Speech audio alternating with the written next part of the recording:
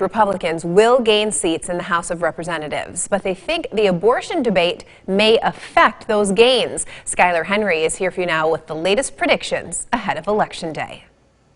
The fight for power in Congress is tightening. The latest CBS News Battleground Tracker poll shows Republicans poised to win the House. But since July, the number of seats they're expected to win continues to shrink. The Republicans are still in strong position to take control of the House.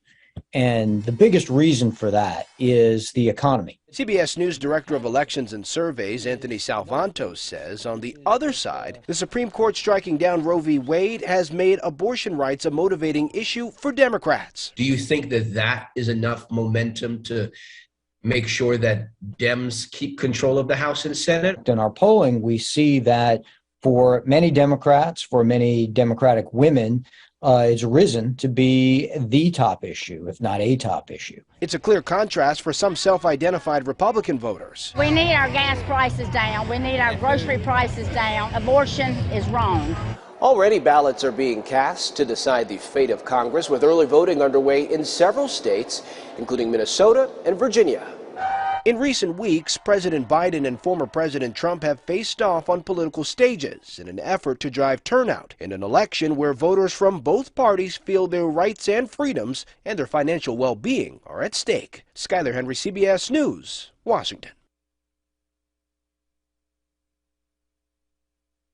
Hotly contested and expensive congressional races in the country is taking place right here in mid-Michigan. And on Sunday, Democratic incumbent Elissa Slotkin met her Republican opponent Tom Barrett in their first televised debate.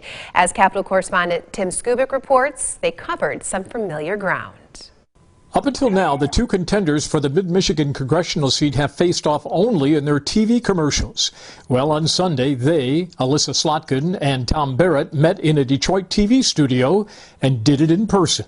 On a statewide grant to General Motors to build electric vehicles in Michigan, Mr. Barrett was against it, she was for it. On the pocketbook inflation issue, Mr. Barrett blames the president for feeding inflation with all of the spending on the federal level. She counters the president has a program to fight inflation.